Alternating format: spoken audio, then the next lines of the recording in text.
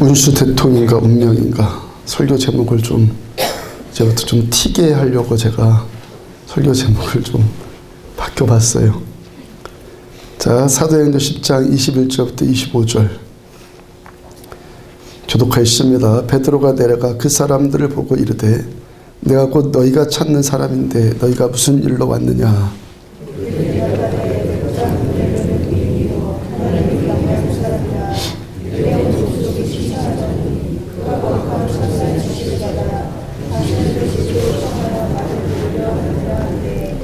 베드로가 불러들여 유식하게 아니라 이튿날 일어나 그들과 함께 갈새 욥바에서 온 어떤 형제들도 함께 가니라.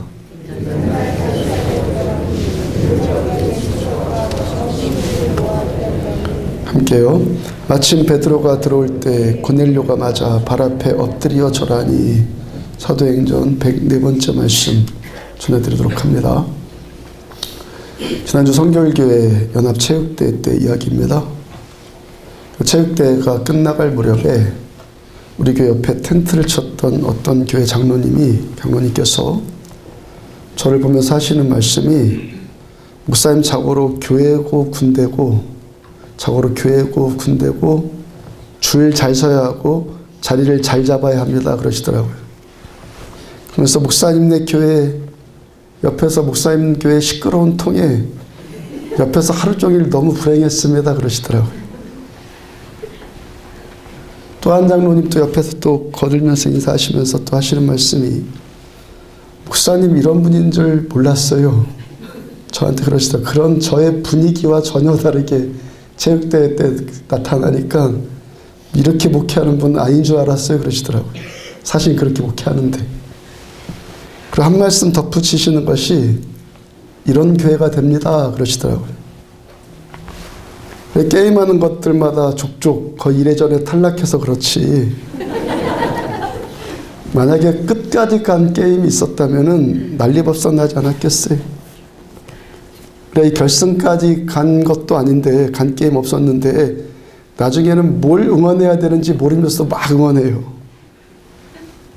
뭘 응원해야 되는지 모르면서 막 응원하더라고요. 하여튼 하나님 보시기에 얼마나 귀하셨겠습니까.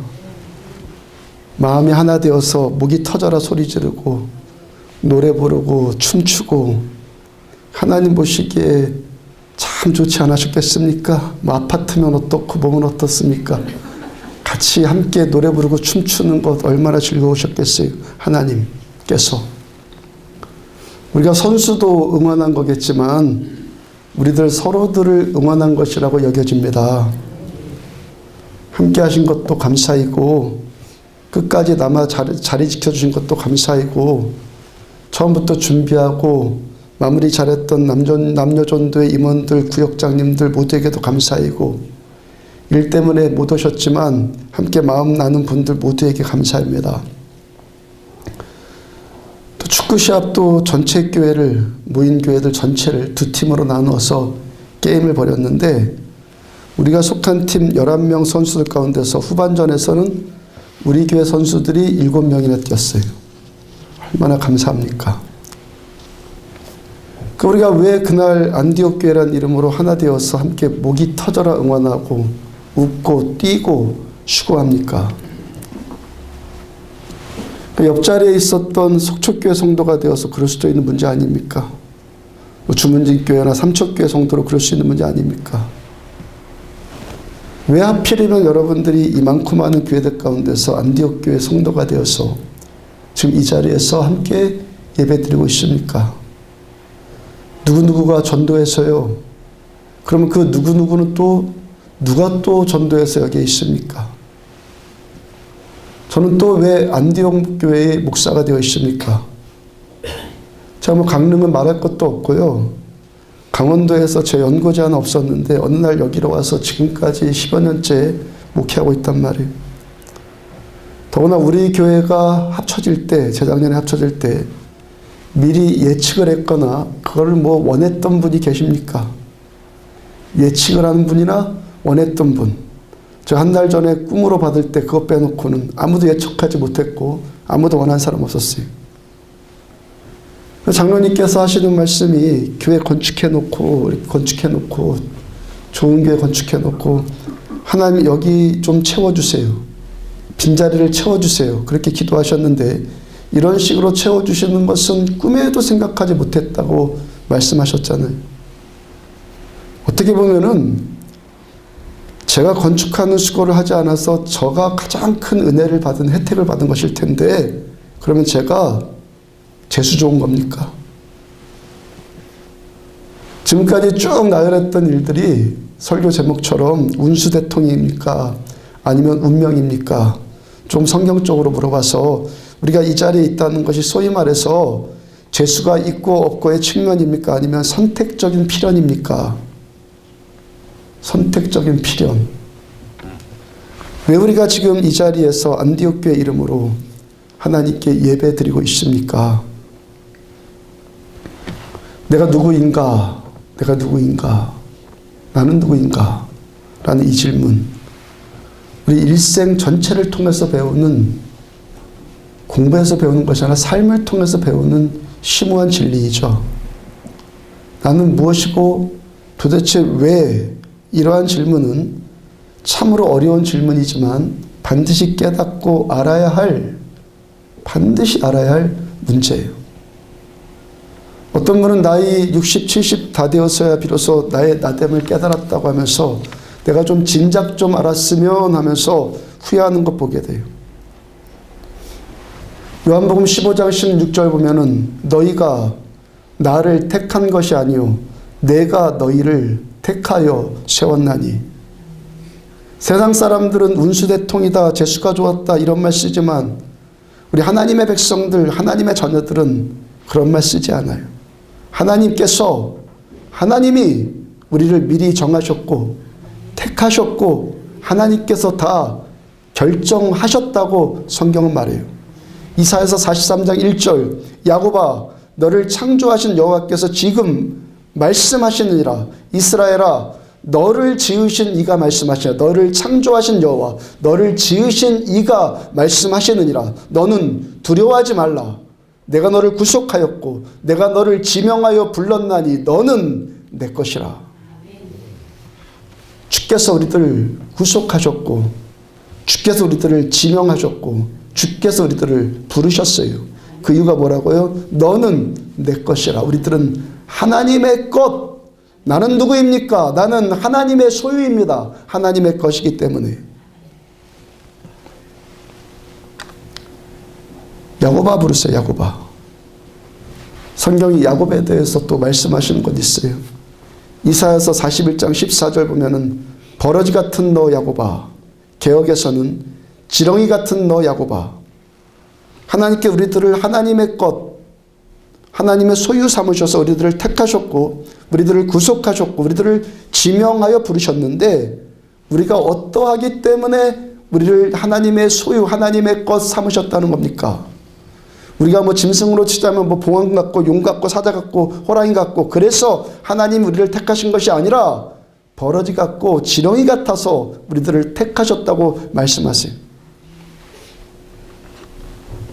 우리가 어떤 자격이나 조건이 있어서 나에게 어떤 자격이 있어서 택함받은 것이 아니라 하나님의 무조건적인 은혜, 아무런 조건 없는 무조건적인 은혜에 의해서 우리들이 하나님께 택함받았다는 거예요. 지렁이한테 무슨 조건이 있어요? 버러지한테 무슨 조건이 있어요? 아무 조건도 없는데 하나님의 무조건적인 은혜로 우리를 택하셨다.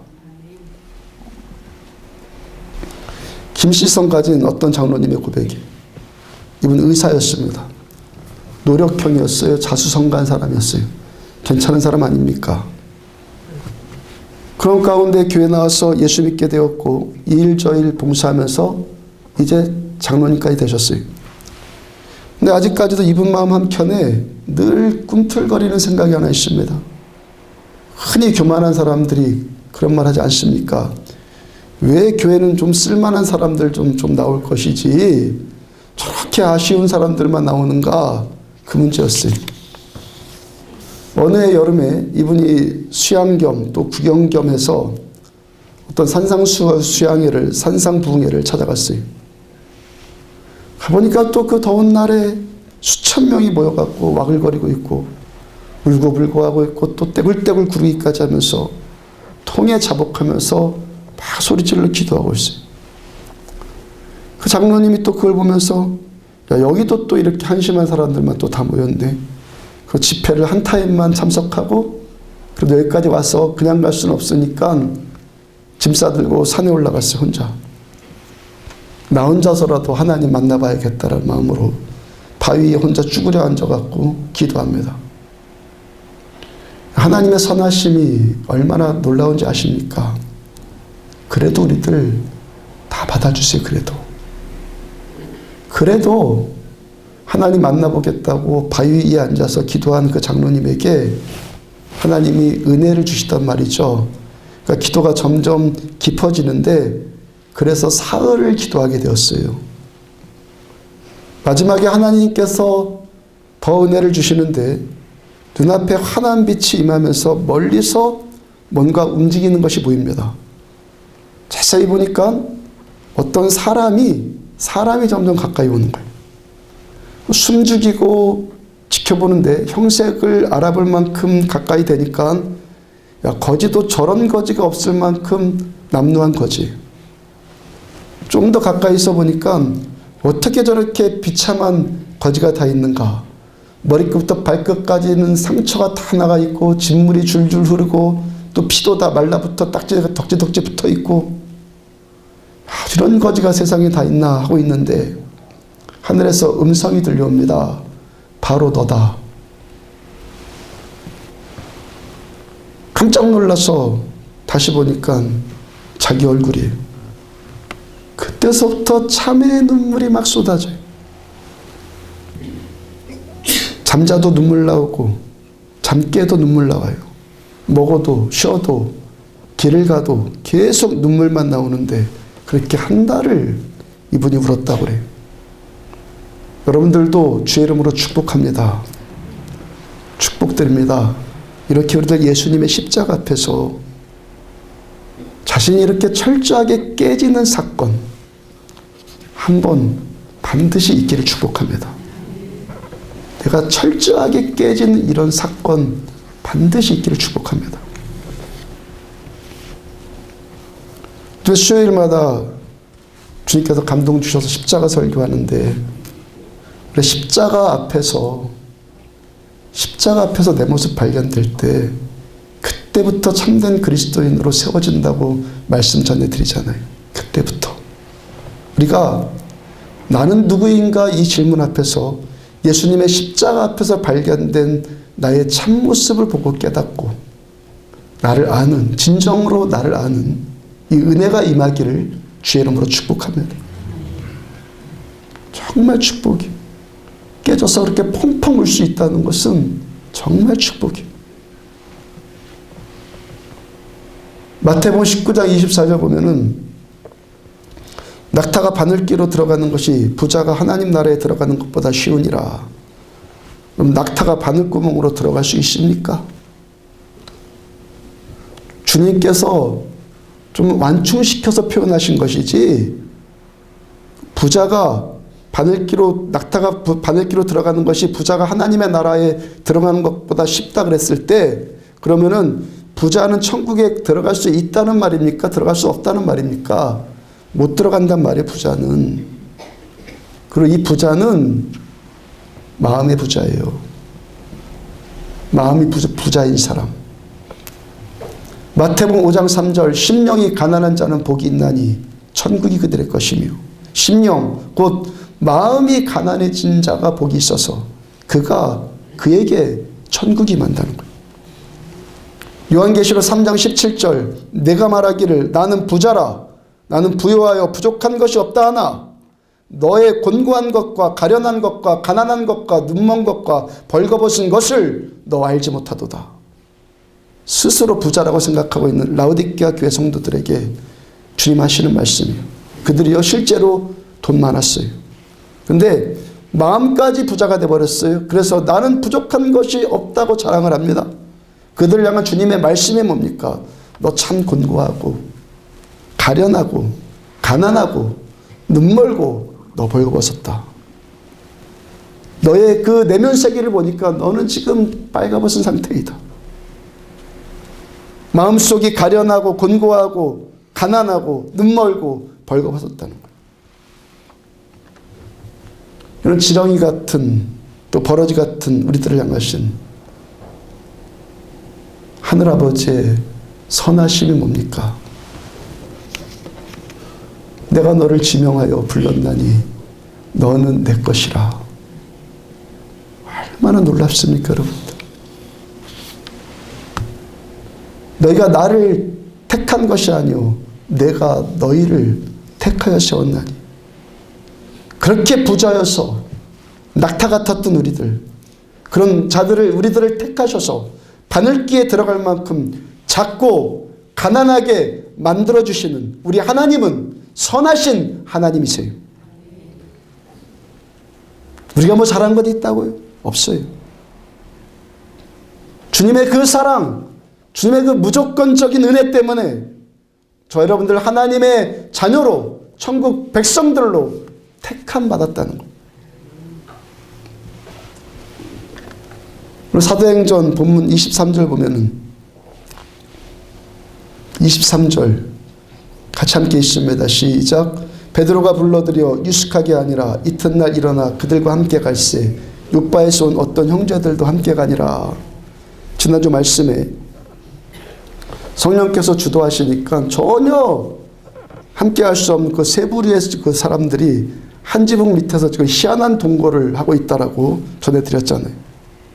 유대인들은 이방인들을 개처럼 여기고 거기에 유대인들과 로마인들이 함께 있고 유대인들은 가죽 제조업자인 무두장이들을 사람 취급도 안 했는데 그들이 지금 함께 모여 있는 것이 무두장이의 집이고 이들 모두가 고넬료가 베드로를 초청하는 일에 고넬료가 베드로를 초청했잖아요. 그 일에 이들 모두가 함께 가게 되었어요. 거기에 또 몇몇 유대인 형제들이 합세했다 그러죠. 그리고 성경은 그 사람들을 욥바에서 온 어떤 형제들이라고 말씀하세요. 이야기를 좀 뒤로 가서 11장 12절을 보면은 성령이 내게 명하사 아무 의심 말고 함께 가라 하시매 이 여섯 형제도 나와 함께 가서 그 사람의 집에 들어가니 이 여섯 형제도 나와 함께 가서 그러니까 욥바에서 온 어떤 형제들이 몇 명이라는 겁니까? 6명. 성경은 함께 예수 믿는 우리들 그리스도인들을 형제라고 표현을 하죠. 그러니까 욥바에서 온 유대인 그리스도인들, 유대 그리스도인들이 그 형제들이 6명이다 그래요. 지금 사도 베드로가 왜 지금 이 말을 하고 있냐면은 변명하고 있는 것이거든요. 변명. 11장 1절을 보면은 유대에 있는 사도들과 형제들이 이방인들도 하나님의 말씀을 받았다함을 들었더니 예루살렘에 있는 사도들과 신자들이 베드로가 고넬료의 집에 찾아가서 복음을 전한 이야기를 들었어요. 그 다음 2절과 3절 보면은 베드로가 예루살렘에 올라갔을 때 할례자들이 비난하여 이르되 내가 무할례자의 집에 들어가 무할례자 고넬료의 집에 들어가 함께 먹었다 하니 그러니까 베드로가 이방인지 고넬료의 집에 가서 겸상을 해서 함께 밥 먹고 그러니까 유대인들의 전통을 지켰던 그 할례를 주장하는 자들 그들이 베드로를 비난해요. 너 왜 우리들의 전통을 깼냐. 그들을 향해서 베드로 사도께서 성령께서 고넬료의 집에 역사하신 일들을 말하고 그리고 말하면서 뭐라고 하는 거예요 지금? 이 6 형제도 나와 함께 갔다 그러는 거예요. 베드로가 지금 6 형제도 나와 함께 갔다 그러는데 맨 앞에 뭐가 붙습니까? 그냥 6 형제라 하지 않고 이 6 형제 이라는 정관사를 붙여서 이 6 형제도 지금 갔다. 그러니까 여기에 있는 이 6 형제들 지금 이 6 형제들이 분명히 모두 다 보고 들은 자들이다 이 말이에요. 우리 이런 질문 해볼 수 있어요. 왜 이들이 6명일까? 베드로가 있던 욥바에서 고넬료가 있는 가이사라까지 이들 끝까지 따라가고 거기 일 다 마쳤고 그래 집으로 또 돌아가지 않고 왜 또 예루살렘까지 끝까지 지금 베드로와 동행을 하고 있을까? 지금까지 복음이 유대인들에게만 갇혀 있었다 말씀드렸어요. 자기들만 하나님의 백성이라는 선민사상 때문에 유대인들은 이방인들에게 복음 전할 생각 자체를 안 했어요. 근데 지금 그 일이 지난 수천 년 동안 한 번도 되어지지 않았던 일들, 그거 하면 큰일 나는 줄 알고 안 했던 그 일들이 지금 공개적으로 되고 있다. 공개적으로. 24절 보면은 이튿날 가이사랴에 들어가니 고넬료가 그의 친척과 가까운 친구들을 모아 기다리더니, 지금 고넬료의 집에 고넬료만 베드로를 기다리고 있는 것이 아니라는 것이죠. 고넬료의 가족들은 다 있고 거기다 친척들, 거기다가 가까운 친구들까지 다 모아놓고 지금 기다리고 있다. 고넬료의 집에서 베드로를 강사로 모시고 한 40~50명쯤 되지 않을까 추산을 합니다. 그 40~50명쯤이 모여서 지금 집회를 하고 있는 거예요. 지금 40~50명쯤 되는 이방인들에게 집단적이고 공개적으로 지금까지 수천 년 동안 유대인들이 한 번도 안 했던 일이 지금 되어지고 있단 말이에요. 그 유대인들, 이방인들과 접촉하는 것을 금기시한 것들. 근데 지금 그래서 이 요바에서 온 형제들, 6 형제들의 역할이 뭐예요? 왜 끝까지 이들은 여기까지 함께 했어야 합니까? 증인이요, 증인. 베드로가 자기의 의로움이나 자신의 어떤 개인적인 생각으로 이방인 고넬료에게 간 것이 아니라 성령님께 이끌려 갔다고 말해주는 증인이요. 우리도 가서 보고 들었는데 로마 백부장 고넬료의 집에도 분명히 우리가 이전에 경험했던 성령의 동일한 역사가 있더라. 그러므로 지금 이 일은 하나님께서 주도하시는 하나님의 일이다라고 지금 증거하는 증인의 역할을 하는 거예요. 이들이 요바에서 무도장의 집으로 왔고 거기서 베드로와 가이사랴까지 또 동행하고 거기서 바로 집으로 돌아가지 않고 예루살렘까지 또 베드로와 동행해요. 왜 이렇게 끝까지 베드로와 함께해요? 성령께서 함께 하시는 하나님의 일 분명히 맞아. 복음은 우리만의 전유물이 아니야. 세상 모든 사람들을 향하신 하나님의 뜻이고 하나님의 은혜 분명히 맞아. 이 일을 지금 증명하기 위해서 베드로와 함께 있는 거예요. 또 왜 하필이면 또 6입니까? 5명이면 또 어때요? 또 숫자가 많으면 많을수록 좋으니까 뭐 10명, 20명 정도 같이 가도 괜찮잖아요. 6명만 있으면 되었고 6명의 숫자까지 필요했기 때문에 그 이상도 그 이하도 아닌 6명만 있으면 돼요. 2000년 전에 이집트 법에 의하면 어떤 사실 증명하기 위해서 7명의 법정 증인을 세웠다고 그래요. 이집트에서. 그 다음에 이스라엘을 식민 통치하던 로마 제국도 어떤 서류를 보내면서 그 서류의 신빙성을 증명하기 위해서, 사실을 증명하기 위해서 7개의 봉인을 붙였어요. 어떤 서류를 보낼 때 거기다 봉인을 7개를 붙여요. 또 유대인들은 어떻습니까? 7이라는 숫자, 완전 숫자 아닙니까? 요한계시록에서도 보면은 7개의 인봉, 7 천사, 7 나팔, 7 대접, 7이라는 숫자가 계속 나와요.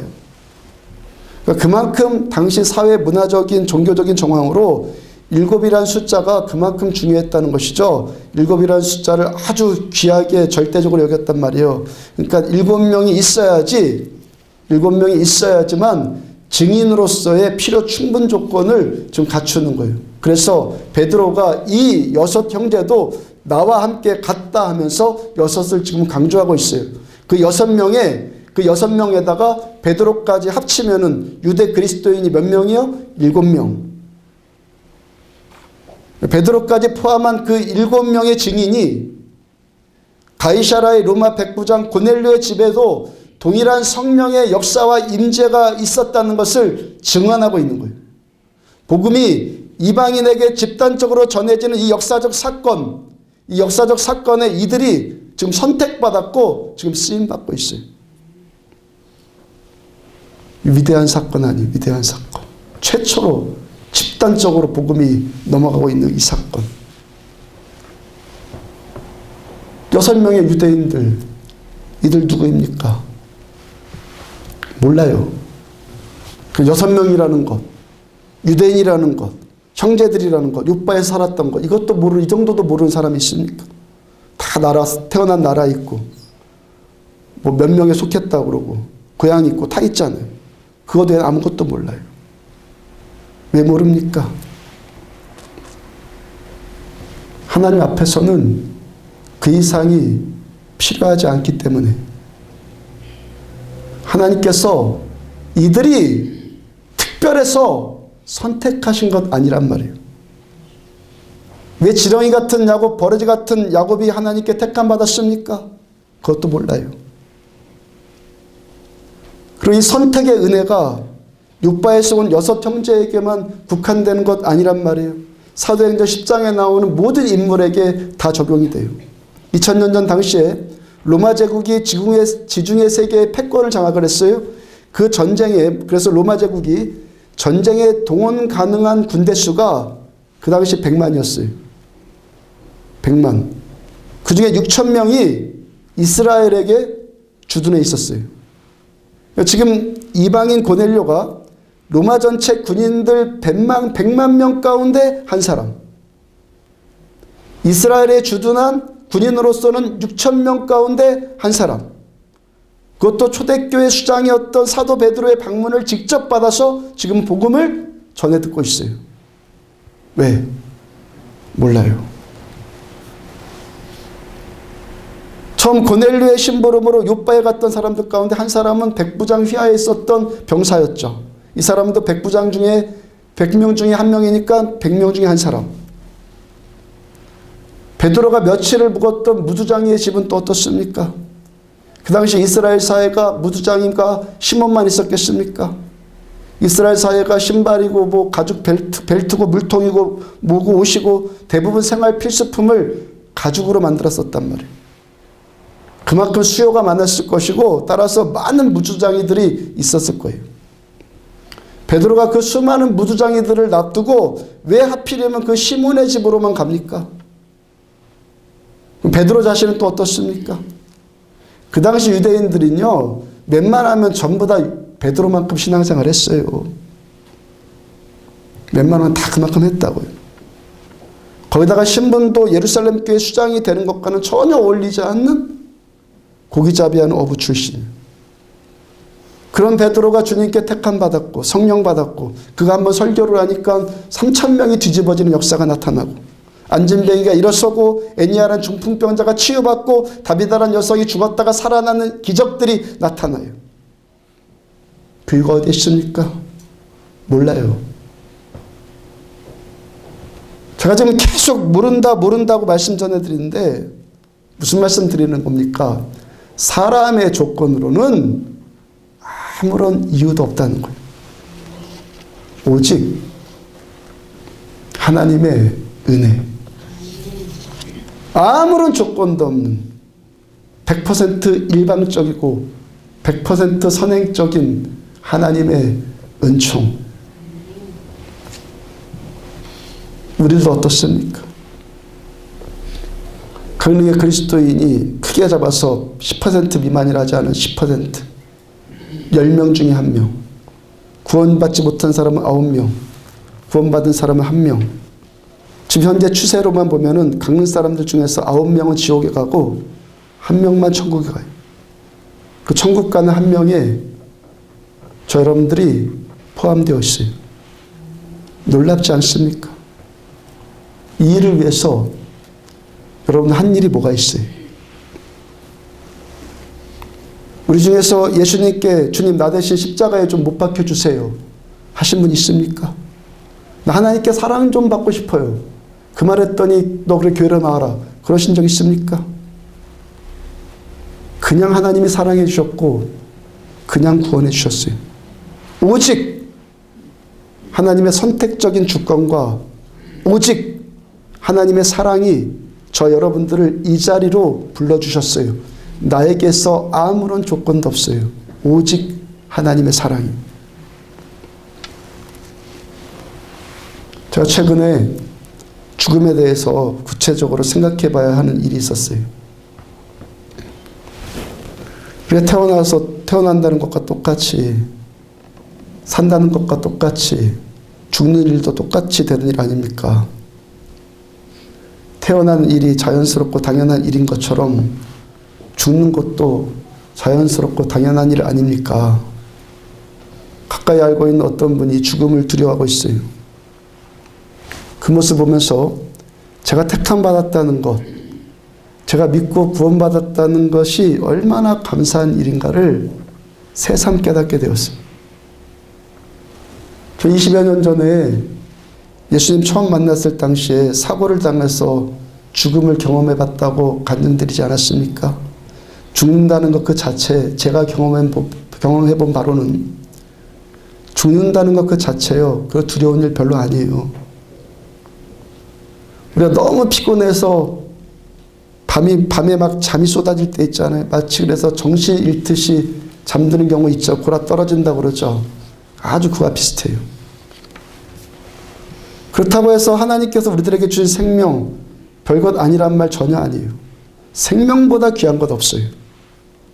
저 여러분들 하나님께서 부르신 그날까지 저 여러분들의 생명을 보배롭고 존귀하게 계속 갖고 나가시기를 축복합니다. 하여튼 죽는다는 것 자체 그렇게 두려운 일 아니란 말이에요. 정말 두려운 일은 죽음 후의 일이에요. 히브리서 9장 27절 한 번 죽는 것은 사람에게 정해진 것이요 그 후에는 심판이 있으리. 한 번 죽는다는 것 모든 사람들에게 다 정해진 자연스러운 일이에요. 근데 정말 두려워할 것이 뭡니까? 그 죽음 자체가 아니라 죽음 후에 천국과 지옥 심판이에요.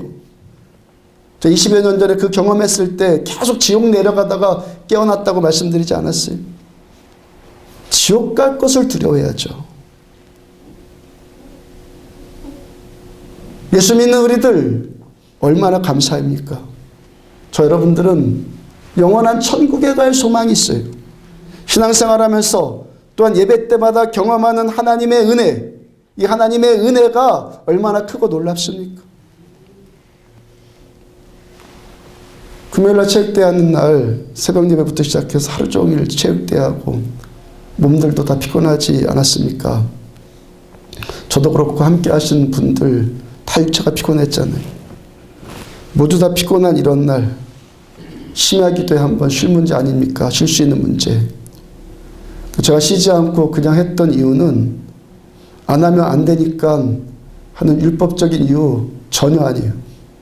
안 왔다고 뭐라 할 것도 아니고 왔다고 자랑할 것도 아니고 그런 율법적인 이유 전혀 아니에요. 주님께서 두세 사람이 내 이름으로 모인 곳에 내가 너희와 함께하리라 약속하셨고 제가 어느 날부터인가 경험되어지는 것이 금요일날 밤에 함께 모여서 3시간쯤 예배드리고 기도하는 것으로 제가 어제 토요일날 오늘 주일날까지 먹고 산다는 체험이 되기 때문에 밥 벌어 먹고 산다 이런 말 아니죠. 생명을 공급받아요. 어제 예배 준비하고 오늘 예배할 인도할 생명을 공급받는단 말이에요. 금요일날 충분히 기도한 그 시간으로 인해서 토요일날 설교 준비하는 영성과 주일날 예배 인도하는 영성이 충전받는단 말이에요. 주일날 예배 드리면서 오늘 하루 동안 소진한 것들 월요일날 프리셉트 성경 공부 준비하면서 강의하면서 또 충전받고 화요일날 리더 모임하면서 또 충전받고 수요일날 예배 인도하면서 또 소진되고 목요일날 새가족반 저녁에 목사님들 기도회 금요일날 저녁 심야 기도회 통해서 또 충전받고 매일 새벽 기도회를 통해서 또 은혜 받고 여러분 기도 안 해본 사람은 기도의 필요성을 못 느껴요. 안 하면 안 할수록 점점 더 필요성을 잃어가요. 은혜도 받아본 적이 없는 사람은 받아야 될 이유를 몰라요. 그러나 기도하면 할수록 더 기도해야 되는 필요성이 느껴지는 거예요. 은혜 받을수록 은혜에 더 목마르게 되는 거예요. 경험할수록 더 원하게 돼요. 왜 그렇습니까? 왜 그래요? 왜 그러냐는 거예요. 그만큼 행복하고 좋기 때문이 아니냐는 거예요. 그러나 금요일날 함께한 모든 분들에게 또 특별한 은혜들 임하지 않았습니까? 우리들은 그 은혜의 맛을 알기 때문에 오늘도 여전히 주님 앞으로 나아가려고 하는 거예요. 인간의 행불행이 어떻게 좌우되는 줄 아십니까? 인간의 행불행이 좌우되는 본질이 뭔지 아십니까, 여러분들? 왜 행복하고 왜 불행합니까? 사랑이에요. 가장 행복한 사람이 어떤 사람인 줄 아십니까? 사랑할 대상이 있는 사람. 사랑받는 사람보다 사랑하는 사람이 더 행복한 거예요. 당신은 사랑받기 위해 태어난 사람. 노래 있잖아요. 이 노래 부를 때 한번 생각해 봐요. 특히 어떤 한 사람 축복해 준다고 세워놓고 모두 다 그한테 손을 내밀어 갖고 그를 향해서 노래 불러줄 때를 한번 생각해 봐요. 거의 대부분이요, 축복받는 사람은요, 쑥스러워서 어쩔 줄을 모르죠. 근데 당신은 사랑받기 위해 태어난 사람이라고 하면서 노래하면서 축복해 주는 사람들, 가슴이 따뜻해지는 것을 느꼈습니까? 제 학생 청년들 수련회 인도하면서 아이들 분위기 세워가려고 그의 노래를 받는 사람을 세워놓고 그리고 노래를 합니다, 같이. 그 노래 받는 아이가 우는 것을 못 봤어도 그 노래를 해주는 아이들이 우는 것은 아주 많이 봐요. 진짜 행복은요, 사랑받을 때가 아니라 사랑할 때예요. 사랑을 쟁취한다, 이런 말 있잖아요. 그 말도 그냥 생긴 말 아니에요. 내가 어떤 사람을 사랑해서, 어떤 대상을 사랑해서 사랑을 쟁취했다고 가정해봐요. 내가 너무 저를 사랑해갖고 드디어 결혼했어요. 그러면 그 대상으로부터 내가 사랑받습니까? 나는 무지무지 사랑해갖고 결혼했어요. 그러면 그 대상으로부터 사랑을 받습니까? 받을 수도 있고 받지 않을 수도 있고 하죠. 그 사람은, 저 사람은 나를 보면서 별로 사랑하지도 않는다고 하는데 왜 나는 그를 그렇게 미치도록 쟁취하도록 사랑해야 합니까? 내가 사랑하는 대상을 곁에 두고 싶어하는 사람의 본능 때문에 그러는 거예요. 본능.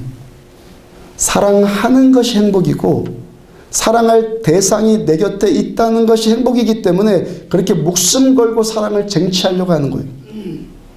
어머니들, 아기를 낳고 왜 행복해집니까? 이제 막 태어난 아기가 엄마를 사랑해 줍니까? 엄마가 아기 낳고 행복해지는 것은 사랑할 대상이 생겼기 때문에 그런 거예요. 그런 의미에서 이 세상에서 가장 행복하신 분이 누구입니까? 하나님이에요.